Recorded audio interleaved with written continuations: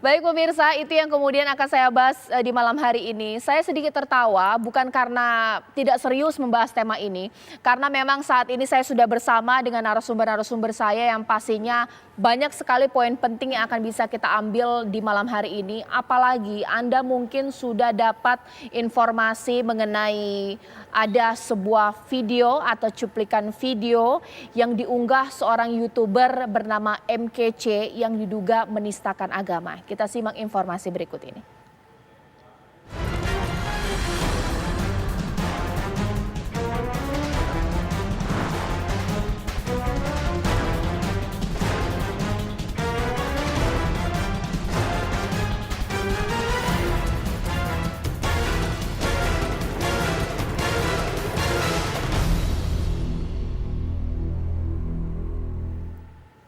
Ya pemirsa, seperti kita ketahui bahwa masyarakat luas saat ini memang dihebohkan dengan beredarnya video seorang YouTuber bernama MKC yang diduga menistakan agama pemirsa. Itu yang menjadi perbincangan kita hari ini. Sebenarnya siapa MKC yang menistakan agama Islam? Selamat siang. Ya pemirsa, pria ini bernama MKC menistakan atau diduga menistakan agama Islam. Video yang viral di media sosial memplesetkan ucapan salam dalam agama Islam yaitu Assalamualaikum warahmatullahi wabarakatuh dan juga menggantinya dengan kata-kata lain. Selain ucapan salam, MKC juga mengganti ucapan Alhamdulillahirobbil alamin dengan kata-kata lain. Atas tindakannya ini MKC mendapat kecaman dari masyarakat luas termasuk dari Ormas Islam tentu saja dan juga Nahdlatul Ulama dan Muhammadiyah. Para petinggi Ormas Islam meminta agar aparat kepolisian segera bertindak menangkap orang ini agar umat Islam tidak resah dan tidak akan bergerak sendiri-sendiri. Sementara Jubir Kominfo, Dedi Permadi menyampaikan bahwa Kominfo tengah mendalami kasus ini, melakukan penelusuran lebih dalam. Kepolisian juga tidak tinggal diam. Menurut Direktur Tindak Pidana Cyber Crime Mabes Polri, bahwa kepolisian sedang mendalami kasus viral di media sosial saat ini.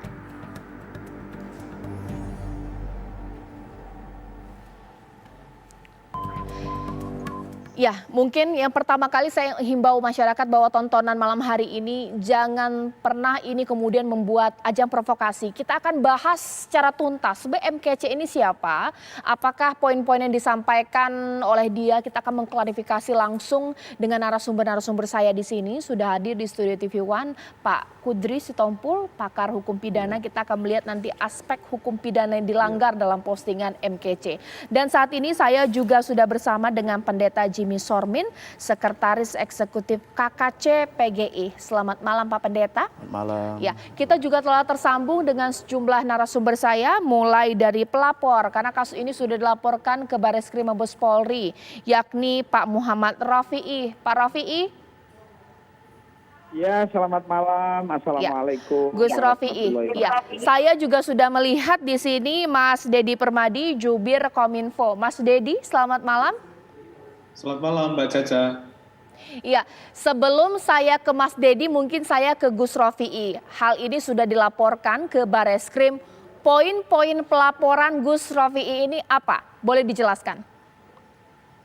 Jadi selamat malam kepada para pemirsa di TV One dimanapun Anda berada. Terima kasih kami sebagai pelapor ya dari Barisan Kesatria Nusantara itu setelah melihat dan mempelajari tayangan-tayangan yang disampaikan oleh saudara MKC ini sungguh sangat meresahkan. Banyak kiai, alim ulama, habaib yang WA ke kami. Beliau sangat resah dengan apa yang disampaikan oleh saudara KC ini. Karena ngapunten Mbak, di ajaran kami itu dalam beragama itu tidak menyakiti. Saya yakin dan percaya agama Kristen, Buddha, Hindu, dan agama yang lainnya yang diakui oleh Indonesia itu tidak akan menyakiti agama lainnya. Jadi prinsip beragama itu menyatukan, bukan untuk memecah belah. Nah, sedangkan yang dilakukan oleh saudara Kece ini bukan hanya menghasut, menebarkan kebencian sesama umat antar beragama, tetapi lebih daripada itu, yaitu penodaan terhadap agama kami, agama Islam. Nah, karena negara menjamin bahwa setiap warga negara untuk melakukan langkah-langkah hukum, karena itu dijamin oleh konstitusi. Jadi BKN hadir dalam rangka untuk menjaga dan merawat NKRI yang sudah dibangun oleh semua lintas iman, lintas agama. Indonesia yang sudah baik ini, tentu BKN melakukan langkah-langkah upaya hukum tidak lain dan tidak bukan untuk mencegah pengadilan-pengadilan jalanan. Maka dari itu, kami terima kasih kepada Barreskrim Polri yang telah menerima laporan kami.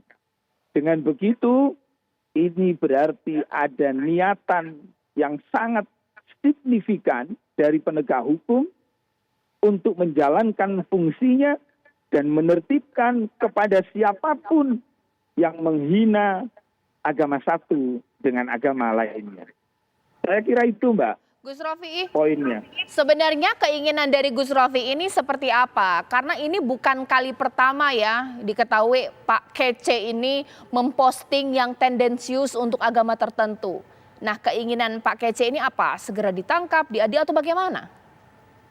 Jadi keinginan kami sebagai warga negara yang baik, proses hukum benar, proses hukum secara profesional. Nah, kalau memang hukum memerintahkan untuk diadili, bahkan itu ditangkap, maka kami menghormati itu.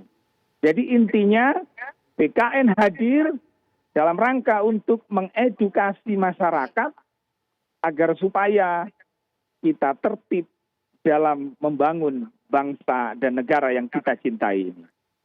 Ya, terima kasih Gus Rofi'i. Setidaknya kita banyak yang kita tangkap poinnya bahwa laporan sudah masuk, diharap segera ditangkap dan diproses hukum.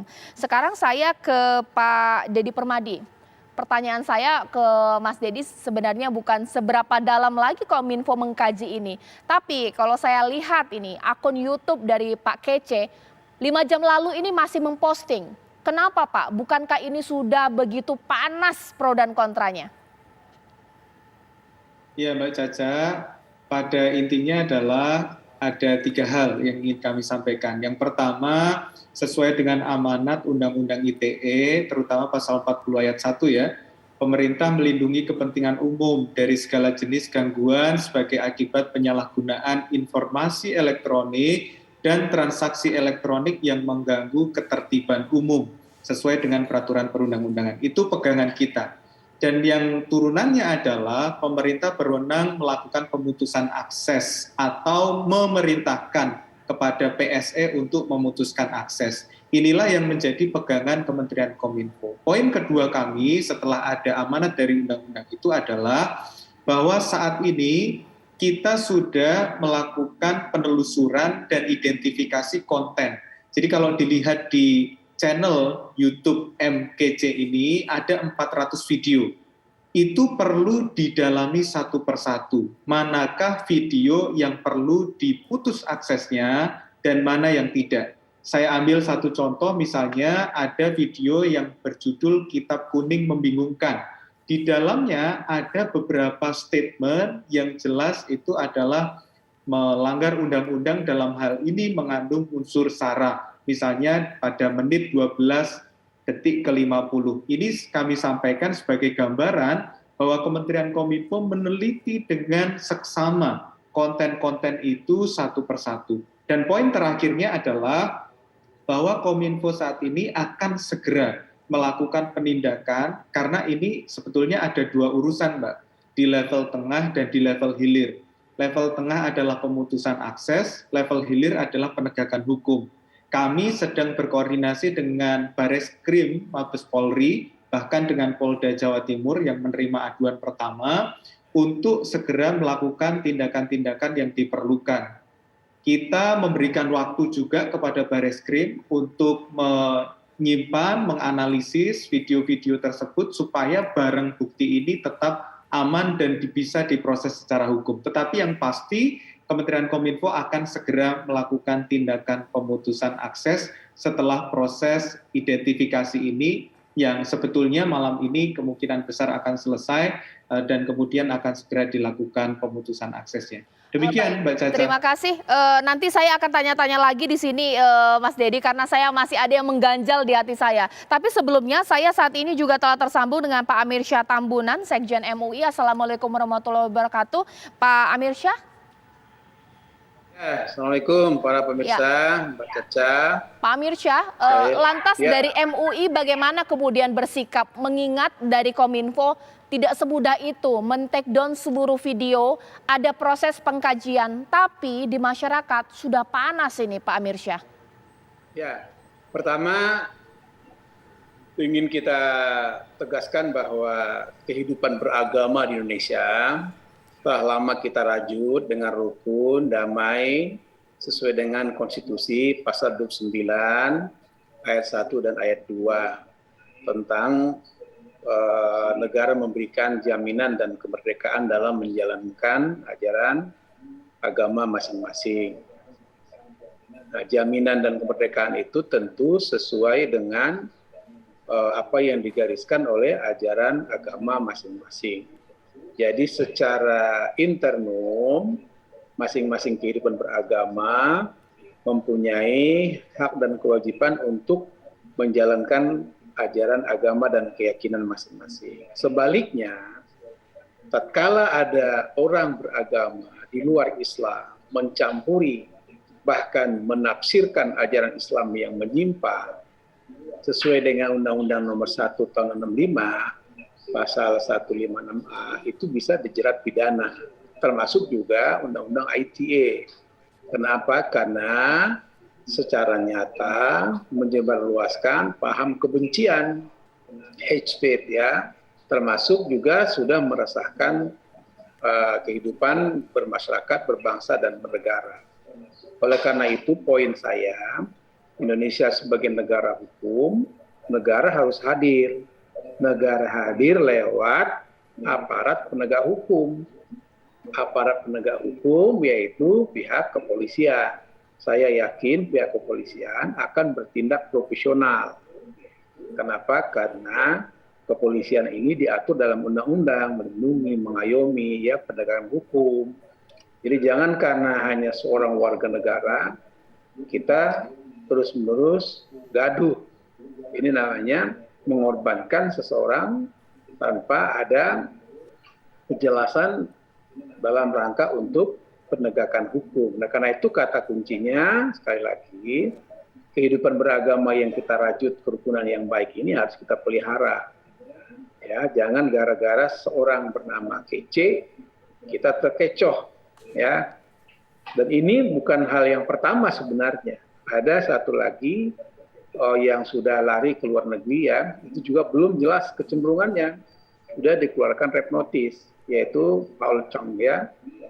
Nah, oleh karena itu rentetan-rentetan semacam ini jangan sampai menimbulkan sikap masyarakat yang main hakim sendiri.